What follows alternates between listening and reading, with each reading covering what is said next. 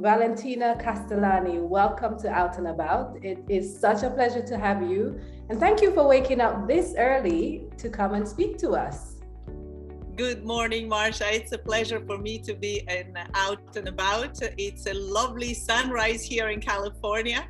I live in front of the ocean, so the view is outstanding. And I usually wake up early, but not this early to get ready for the Zoom. But I love your personality and the personality of this magazine. So I'm very happy to be with all of you today. Let's start out by you telling us a bit about yourself, including your early background. I am originally Italian. I was born from an ancient family in Florence, Tuscany, and I come from a cinema background. My grandfather, Riccardo Castellani, was the president of Anicagis, which is the company that has all the distribution of international cinema in Europe, and he was also a producer. He co-financed some of the Fellini films and all those kind of films of the golden era of Italian cinema. So on top of that, we were owning some theaters for 2 centuries, like the Teatro Verdi in Florence. So I grew up with that amazing background, growing up behind the stage and looking at opera, at theaters, plays, dancers, ballet, classic music. And just now I realized the enormous treasure of that childhood. Yes. You were born for this. So you were born into this and for this. So you're just taking your place in the entertainment world. Now, Yes. Tell us personally how you got involved in film production. I was with Francesco Quinn, the son of Anthony Quinn, my soulmate, for quite a long time. And he was an actor, an Academy Award nominated actor. I'm sure you remember his performance in Platoon. I still have some of his fans contacting me for that role and that films anytime he's playing on television.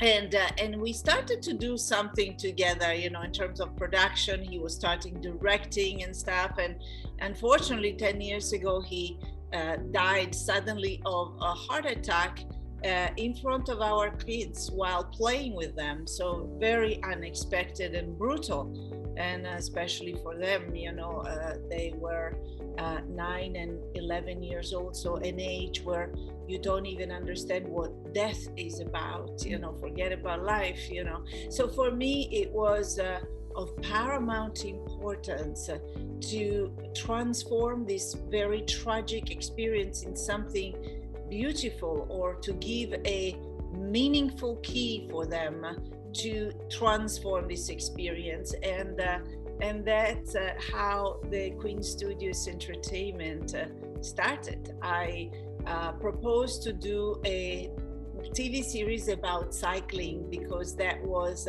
the sport he loved the most. And so we started, you know, my experience in production was very minimal, but of course I was surrounded always by movie people, as we call it. And we put together a format, we started shooting, and in a month I created Quinn Studios Entertainment. And 10 years later, nowadays, I can say we had several films that were candidate for an Academy Awards, Golden Globe. They were all you know, award-winning projects that sold globally. So as I always say, you know, like in Harry Potter, they say it's the one that chooses the wizard and not vice versa. And somehow this profession chose me, and I can only be as humble to accept it and do it at my best. And I took it for as a tool really to express and address some of the most important issues, more urgent issues often that we have nowadays, doing documentaries or films that had a meaningful message inside. I'm very happy to hear that you could, you know, take something that was so tragic and make something meaningful out of it. Yes. And I wish you really all the best when it comes to, you know, that side of your life. Now, we know that you were in front of the camera at one point. Now you're behind doing production. Any plans to get back in front of the camera? I love where I am, because when you are behind, you are a great observer of life. And being an observer of life, you learn a lot, and you're capable of transforming and envisioning reality with a different view in front of the camera, but in a different format, sort of saying. I'm not interested in being an actress. I think there are some extraordinary colleagues of mine that are actresses nowadays in Hollywood and all over the world. But as a spokesperson, that is a role that I found myself often in, and I spoke to many congresses lately in Dubai for Dubai Care and many other international organizations and United Nations, US Congress. And that I like, because it's a possibility that is given to me to speak about causes that I care for. And so in that sense, of course, my preparation as an actress before made a sense, because I feel very comfortable with the camera, and hopefully I'm well spoken, more very, very casual enough to be able to be personal. And so in that sense, of course, camera in front, behind is a friend of mine right now, in the sense that is accompanying my life through quite an interesting journey. I did see that you gave an interesting talk at Expo for Dubai Cares. Yes, I loved the CEO, Tariq Gerg. He invited me to speak in a congress, and it was quite extraordinary, 2,000 people attending, and it was about dignified storytelling. And I thought, how extraordinary that a city that is so technologically advanced is actually choosing to give value to storytelling, to the human being, to the emotionality of a human being versus digital technology and digitalization, because in the end is our greatest power to affect, change, shift reality, especially nowadays. I guess that storytelling goes back to the Emirati culture, because they're rich in telling stories. So I guess that it is still important to give some emphasis, even though we're so technologically advanced, to remember the culture and the roots as well. Yes, I found the narrative in the Emirates is quite ancient and quite rich, and it's a beautiful addendum when you meet people, that they're not just telling you professionally where they are, but they rather share a story, a meaningful moment of their life, and that's very beautiful. In the end, it's what makes the difference. We choose people to work with because of who they are, even more than their preparation, their resume, their titles. Now, can you tell us a little bit about your journey, thinking about your proudest moment so far? What do you think is your proudest moment, if you can identify? So many proud moments that are in our personal life. Certainly being a mother, it makes me proud every day. My daughter Sophia is growing up beautifully, and the more she grows, she's now in the university at UCLA. And you can see that she's taking in the teaching when you maybe in the past wondered, is it making any effect, what I'm saying, what I'm doing, but now, it gets all together. But in terms of my profession, I think that one of the most beautiful moments was when I spoke at US Congress, and I received the US Congress Award for a documentary, One Rock, Three Religions, is on Amazon, that we produced together about peace in the Middle East. And it was a very challenging subject to face, and to face it in a neutral way, where we could hear the voices of all sides. It started from the Temple Mountain in Israel, and it did go through a journey about world peace in the end, because peace in the Middle East is so connected nowadays. Everything is connected, and it's about world peace. And we filmed with Pope Francis, with President Shimon Peres, President Mahmoud Abbas, ambassadors, and on and on. We shot in Gaza under the shootings, you know, and on and on. And finally to be in that room that there is the US Congress and screen this documentary and seeing the effect that such documentary can do even to congressmen, and as a result to see that 2 new bills of rights were created in the protection of the minorities in the Middle East, because also of the influence of this documentary. Now that is such a goal, because it's not just about making a film, but actually using filmmaking to change and shift reality for the better, at least for some skirts of society. So that was a very exciting moment for myself.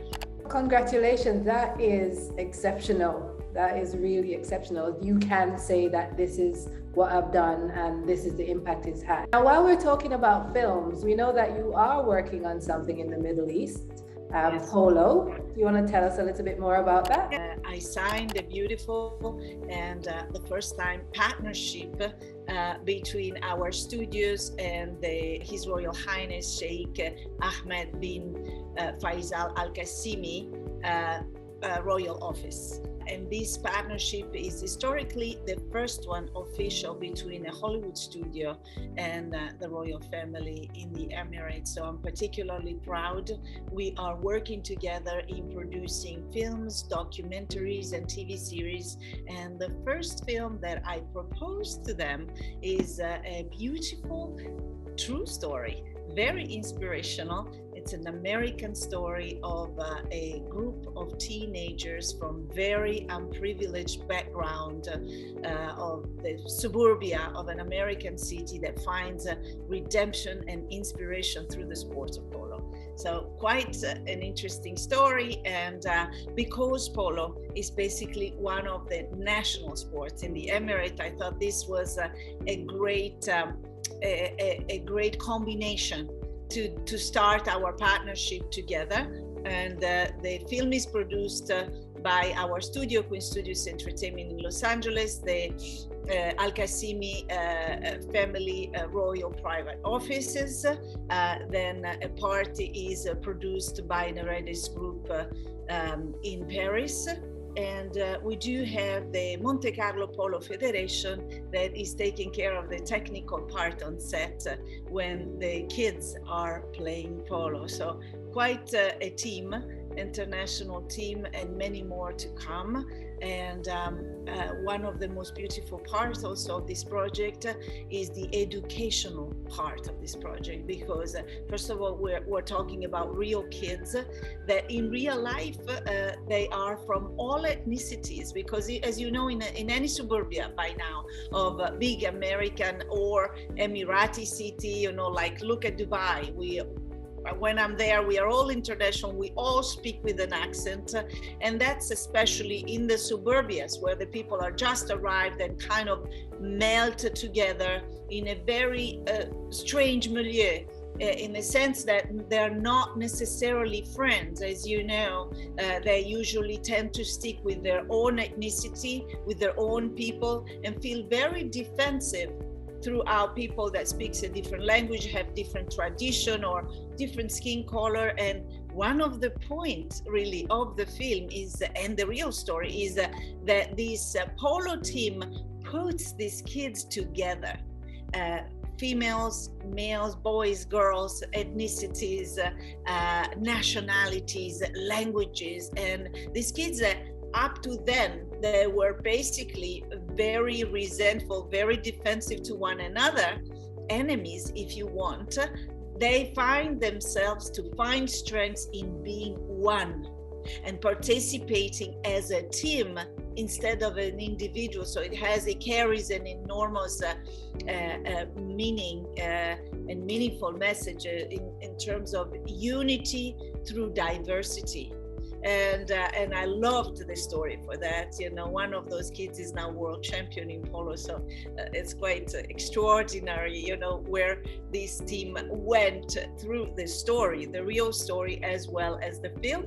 And the film shoots in the States and the Emirates, because we will see these kids traveling to the Emirates, invited by the Sheikh to play there, and I won't say more because otherwise I will spoil the story. And we are counting to start shooting in 2022 and releasing the film by the end of 2023, which is usually the timing, you know, that it takes to film a film. So we will use local actors in the Emirates as well as American stars and international kids. That sounds so exciting. I am not a huge fan of movies, but that's definitely something I would watch. If you can get me to sit in a cinema and watch a film for an hour, you've done a great job. And I'm already excited about this. The Royal Office has been extraordinary. The chairman, Thomas Zelinsky, and the CEO, Miss Salwa Abdulaziz, have been wonderful in welcoming me, and we created a way, a rhythm to work together and put together this project on the business side, which is quite complicated. It's a big budget film. It shoots in different countries, so we have to respect traditions, laws, bureaucratic process, and we have been going through it with great unity. We did last month a beautiful press conference in Dubai. A lot of journalists attending, a lot of excitement. So it's great to work in these conditions. Sometimes you have a team and it's a little bit not together in some ways. But in this one, I have to say from the get-go that I started to talk. I found this story on a scrap of paper, really, you know, and I was caught right away by, you know, the opposites of it, you know, melting together. Because if you want, the sport of polo is a very luxurious sport. It's considered the sport of kings. It's very elite sport. But in here, you know, it's actually a bunch of very unprivileged kids starting and learning to play polo despite all their differences. You know, one is little, one is big, one is fat, one is black, one is Chinese, you know, and it's the beauty of it, really. And so that's how the process started, you know, and we all saw the beauty of it. No matter, you know, I was talking with my Italian colleagues, Hollywood more than anything, that's where I've been living in the last 25 years, and then the Monte Carlo Polo Federation, the Ladies Group in Paris, and then finally the Royal Office, where the project landed and put the foundation. And I couldn't be more happy. You know, it makes such a difference when a team is ethically together. That is really like sticking for one another, is understanding the need, is respecting each and every role, you know, from the filmmaking part. One has more experience, great, so take care of that. The business part, the finances part, everyone plays each role very beautifully. Yes. I can't wait. I am excited already. I really can't wait. And I wish you all the success with that and everything else that you're going to be doing in the region. Yes. What inspires you? I think, you know, we forget the value of each other as human beings. We take each other for so much for granted. And I find such value in the people I meet, really, and just giving a little piece of myself, because as soon as you give, you open up with more genuinity, you are reciprocated in such a much bigger way. And I think my biggest inspiration is really people and what they go through in life and how they unfold their lives, you know, how they overcome their problems, their desperation, their challenges, you know. Yes. Especially now, you know, our connection with people is even more important, because at this point, people need people, I think, more than ever. If you weren't a producer, what would you be doing? like what I do. I have to say, I'm sure that production will find me. But I am a storyteller. So I probably would choose to write or to paint. I actually have a master's degree in design and fine arts, and so I started to paint very early on in my life. So creativity always found me in different forms in my life, and I think I would be sticking with that. That's my best, my best scenario. Yes. You do a lot of work with women. You do a lot of work with society at large. Now, we know that there's a lot of talk around women empowerment these days.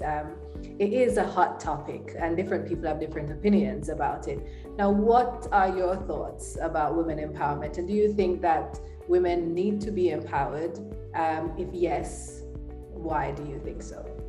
I think it's been a topic for quite a while, women empowerment, and probably, as a matter of fact, from the 60s, but never like nowadays. It's important because the world is shifting, and more than empowerment, I would just say educated, because education is empowerment. It's not about control or power or money or position per se, as much as education. A person understands, and within understanding is always the key for transforming, for shifting, for including. Like nowadays, we're living through a very difficult moment, but if we are educated enough, we can see the key, through many different lenses. So definitely, I think never not like nowadays, education is beyond importance everywhere in the world. I mean, I am a very feminine woman. I come from a very traditional society in Italy originally, although I've been living more of my life here in the States, but I still have those kind of values. And I try to englobate, but information, education never stops. Even now as adults, I think women should always find a way to continuously educate themselves. And thank God the world right now is recognizing the women value in society and is rewarding them more and more. One of them is the Women Empowerment Award, which I will be part of in February. So and that's in Dubai. It's a wonderful initiative. I think that is rewarding many exceptional women from all walks of life that devoted their time to education, to ameliorating themselves, and more than anything, setting a standard of leadership in their fields around the world. Now, what advice would you give to someone starting out in the entertainment industry? Be patient. There are many people that come even at my door and they start, oh, I've done this, I've done that, I have a resume, I have done 500 films around. But in the end, what I know about filming and how I got at times through a candidation for an Academy Award is just by sticking one fruit in front of the other.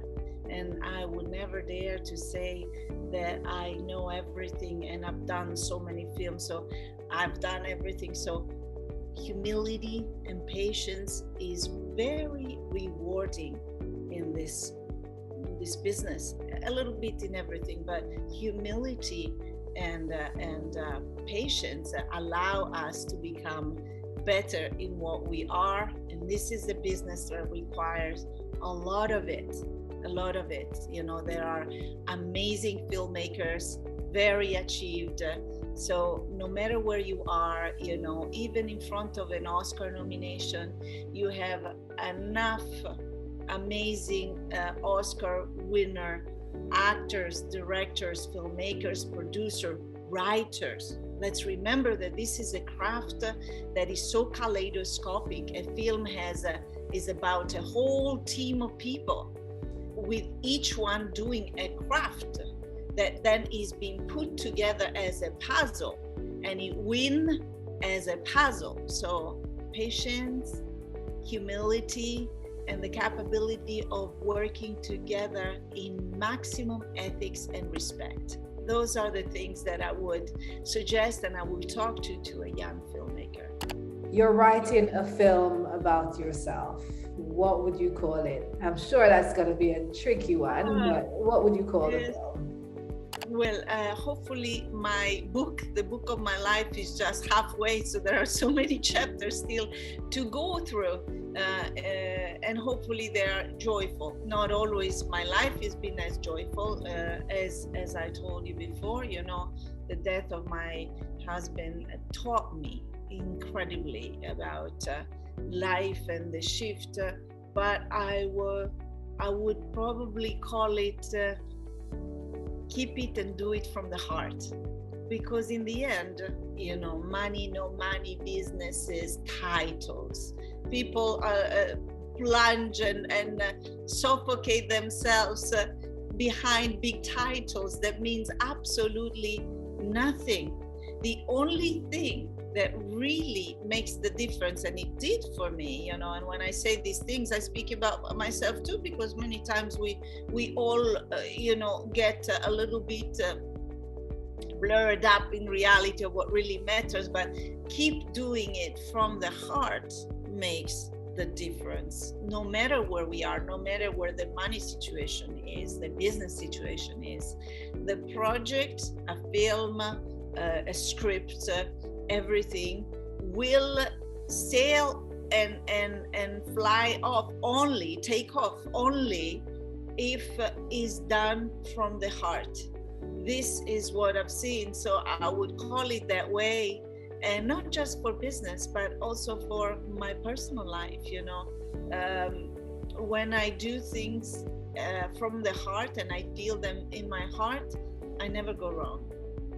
So if I can keep, you know, the capability of staying open, not be afraid, because many times we make mistakes and we don't choose from the heart because we get afraid.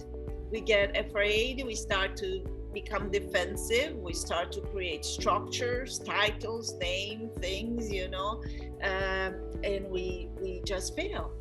But if we keep doing it from the heart, I guarantee myself and anybody else that we land, and we land good. Yes. You've had your great moments, you've had your, you know, your moments that you've not felt your best. At this stage, how are you looking after your mental health? What types of things do you do to make sure that you are, you know, keeping that level playing field? My relationship mother-daughter definitely helps me a lot. As women, you know, we have that fantastic option of being back on the ground. Your mother, you have your daughter as a mirror always, you know, that gives you a good measure of where you are. But I think keeping my discipline of everyday life good, you know, I do a lot of sports, and that helps me a lot to keep it clear, to unload all the stress. You know, I try to go to bed early and wake up early. Waking up early gives you a great perspective through the day. You know, it changes fully the way you're looking at your day, especially when you have to either sign a contract, make decisions, having an interview. It really does put everything in perspective. And be open because you know, many times we think, okay, now I know what's the plan, no, I know this, I'm in control. And that's a very good thing to have. At least as a structure, you always have to have a little bit of a foundation. But at the same time, the best stuff in my life, if I think, they came from openness and from nowhere, where I completely didn't expect something to happen or somebody to show up in my life, you know, and change a situation completely. So openness is really a great way. Yeah. Here at the end, and my last question is always the same. I've picked up so many of these over the years in doing these interviews. Now, tell us a quote that you live by, if you have one, and maybe why. I define a leader as someone who owns the full trajectory of his life, someone that can embrace falling and transform it into flying. And I always say I'm committed to do that. So I would think that that's my best quote. Yes. Thank you so much, Valentina. We wish you all the success with Polo. We're looking forward to that one, first of all, and with everything else that you have planned. Thank you, Marsha, and I look forward to see you very soon in Dubai and Abu Dhabi. And it was wonderful to be with you, and I look forward for much more. Thank you so much. Have a great rest of the day. Thank you. Bye-bye.